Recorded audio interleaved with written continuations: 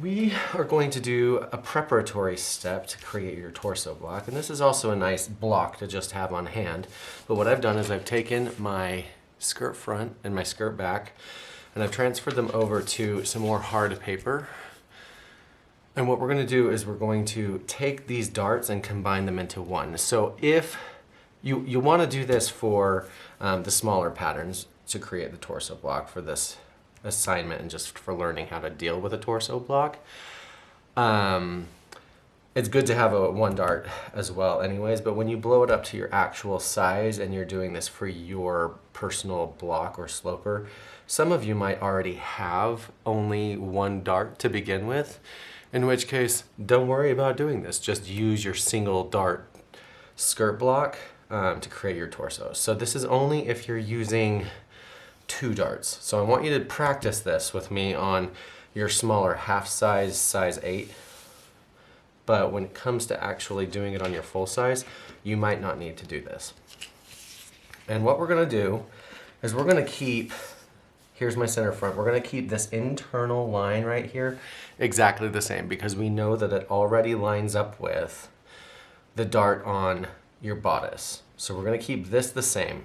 But now what we're gonna do is we will measure my darts. Mine happen to be, and combine them. So I'm gonna measure this opening and add that number together. And mine happens to be 5/8 of an inch complete when I add them together. Then what I'm gonna do is I'm actually gonna blend over and we're just going to erase these darts. So I make note of that number somewhere so you don't forget it. But then I'm going to erase my exterior dart so it's gone. I'm going to erase the interior dart as well, except for the location of that first leg. And from that first leg, I'm going to measure over how much those darts took out. Now, these darts are about 1 3/4 in length.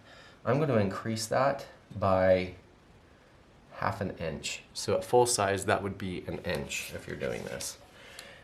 And what I'm going to do is I'm going to find the middle spot, the mid spot of my darts.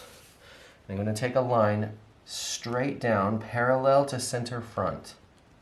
So I'm lining this up on center front. I am taking a line straight down that is 1/2 inch or a full inch longer, full inch at full size, 1/2 inch at half size, longer than what the darts were before. And I'm going to redraw this new dart that is larger. If you've got some very large darts down here, if you've got a small one and a large one, then combine them. Then look at the dart and see if it's absolutely massive. You might consider changing the slope of this curve on your hip along that side seam if you're doing this for your final sloper and block.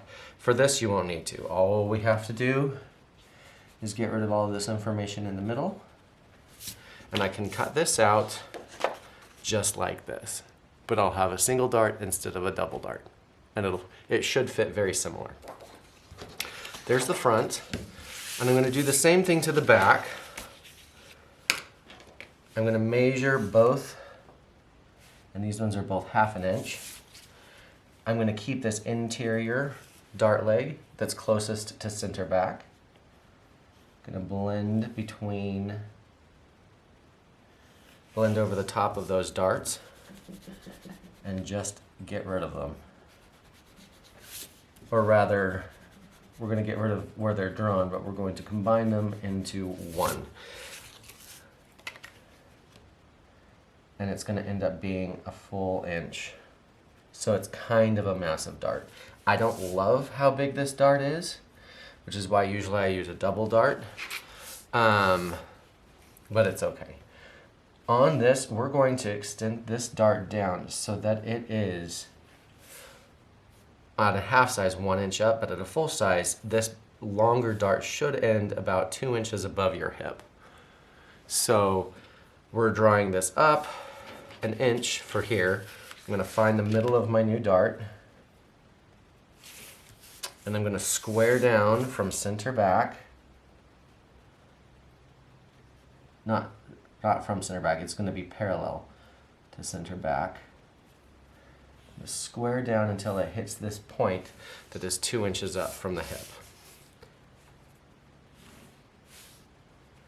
Draw in my new dart.